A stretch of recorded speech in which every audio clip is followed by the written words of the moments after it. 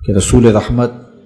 شفیع معظم صلی اللہ علیہ وآلہ وسلم نے ارشاد فرمایا کہ بے شک شعبان کی نصف شب کو اللہ تعالی جل شانہ نزول اجلال فرماتا ہے، جلوہ فراز ہوتا ہے اور اپنی ساری مخلوق کی مغفرت فرما دیتا ہے۔ چند لوگوں کے بارے میں فرمایا گیا کہ وہ اس بابرکت رات کو بھی نہیں بخشے جاتے، باقی اللہ تعالی جل شانہ اس رات کو تمام گناہگاروں کو جہنم کی آگ سے آزاد کر دیتا ہے۔ سیدہ عائشہ رضی اللہ تعالی عنہا سے مروی ہے، فرماتی ہیں کہ ایک رات میں بیدار ہوئی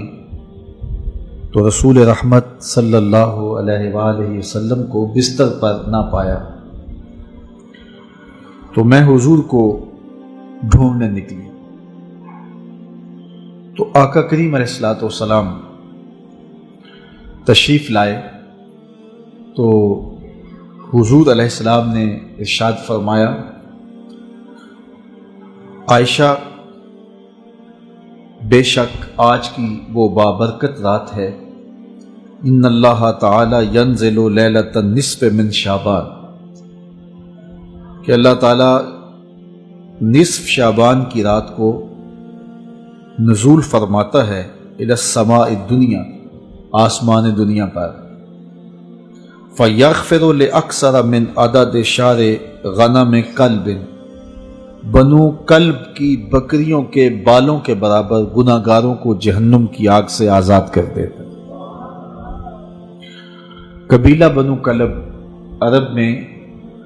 ایک ایسا قبیلہ تھا جو بہت زیادہ بھیڑ بکریاں پالتے تھے، ان کی بکریاں باقی لوگوں کی بکریوں کی نسبت زیادہ تھیں، تو یہ کثرت کی طرف اشارہ ہے کہ اتنے گناہ گاروں کو اللہ تعالیٰ جہنم کی آگ سے آزاد کرتا ہے، تو اتنے بڑے قبیلے کی اتنی بکریوں کے بالوں کے برابر جہنم کی آگ سے آزاد کر دینا گناہ گاروں کو، یہ اس بات کا اظہار ہے کہ کوئی بھی گناہ گار اللہ کی رحمت سے محروم نہیں رہتا، سارے گناہ گار بخشے جاتے ہیں۔ حضرت سیدنا علی المرتضی رضی اللہ تعالی عنہ سے مروی ہے، مولا کائنات فرماتے ہیں رسول کریم نے ارشاد فرمایا، اذا کانت لیلۃ النصف من شعبان، حضور نے ارشاد فرمایا جب شعبان کے نصف کی رات آئے، فقوموا لیلہا وصوموا نہارہا، تو راتوں کو قیام کرو اور اس کے دن کو روزہ رکھو، فإن اللہ تعالی ینزل فیہا لغروب الشمس الی سماء الدنیا،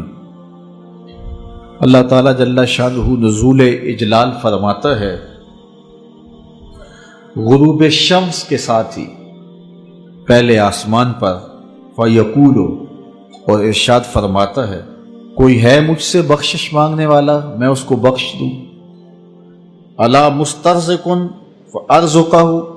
ہے کوئی مجھ سے رزق طلب کرنے والا میں اس کو رزق دوں، الا مبتلا فوافیہ، ہے کوئی مصیبت میں پھنسا ہوا میں اس کی مصیبت دور کر دوں، الا قضا حتی یطلع الفجر، ہے کوئی اس مصیبت میں پھنسا ہوا، ہے کوئی اس ضرورت کا حامل، تو یہ اللہ تعالیٰ ارشاد فرماتا رہتا ہے یہاں تک کہ فجر طلوع ہو جاتی ہے، تو طلوع فجر تک اس رات کو اللہ کی رحمتیں آواز دیتی ہیں کہ کوئی مانگنے والا ہو تو دست طلب دراز کرے، میں اس کی جھولی خیرات سے، برکات سے، انوار سے، رحمتوں سے بھر دوں، تو اس کی رحمتیں خاص طور پہ شب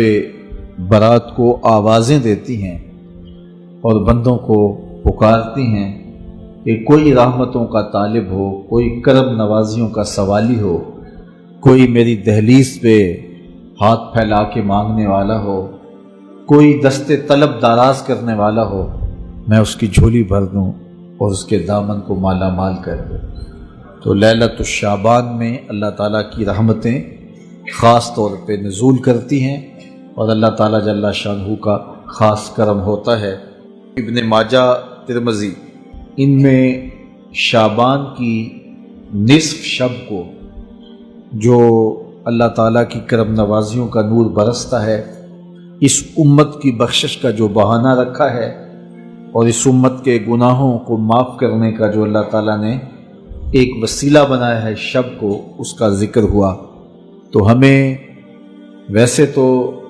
ہر شب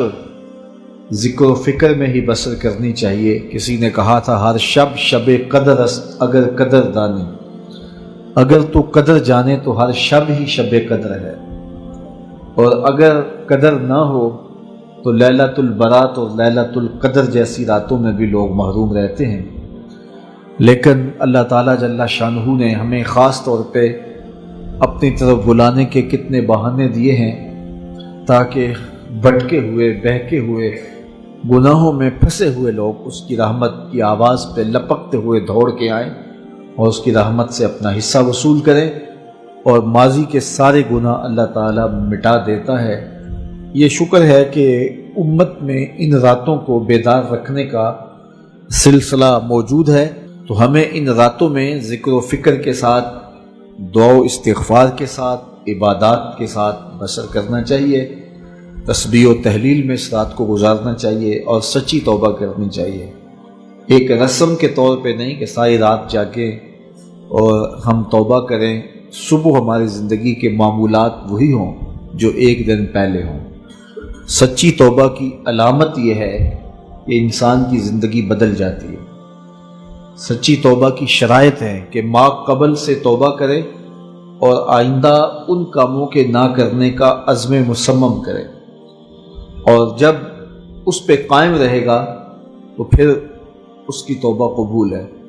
لیکن اگر وہ اپنی زندگی کے تیور نہیں بدلتا اور ساری رات توبہ توبہ پکار اٹھتا ہے تو ایسی توبہ سے توبہ بھی توبہ توبہ کرتی ہے کہ یہ کیا تماشا کر رہا ہے۔ تو ہمیں خلوص کے ساتھ، للہیت کے ساتھ سچی توبہ اپنے گناہوں سے کرنی چاہیے۔ زندگی کی قیمتی سانسیں اور لمحے اور گھڑیاں ہماری تیزی کے ساتھ گزر رہی ہیں۔ کل جو بڑے طاقتور تھے آج وہ کمزور ہیں، کل جو جوان تھے آج بوڑھے ہیں، کل جو بچے تھے آج وہ جوان ہیں، آج جو بوڑھے ہیں کل قبر کا رزق بننے والے ہیں۔ تو ہمیں نہیں پتہ کہ ہم اٹھنے والا اگلا قدم کہاں رکھ رہے ہیں۔ زندگی مختصر ہے اور اللہ تعالیٰ نے ہمیں جو موت کا وقت دیا ہے اللہ کی نظر میں، اس کے علم میں متعین ہے، لیکن ہمیں اس کی قطعاً خبر نہیں ہے۔ یہاں بوڑھے اور بچے اور جوان کی کوئی تمیز نہیں ہے، یہ اللہ تعالیٰ کے علم میں ہے کہ ہمارا اٹھنے والا اگلا قدم موت کی وادی میں ہے یا ابھی زندگی کی سانسیں باقی ہیں۔ تو اس لیے بزرگ فرماتے ہیں ہر رات کو توبہ کر کے سو، اس خیال سے کہ یہ زندگی کی کہیں آخری رات نہ ہو، اور ہر نماز کو ادا کرو اس خیال سے کہ کہیں یہ زندگی کی آخری نماز نہ ہو۔ تو مجھے اور آپ کو اپنی آخرت کے لیے سخت فکر مند ہونا چاہیے اور ہمیشہ اللہ کی حضور رجوع، توبہ اور انابت سے اپنے گناہوں کی معافی کا سوال کرنا چاہیے، اور اپنی زندگی کو ہر طرح سے جو ہے وہ منظم اور مرتب کرنا چاہیے۔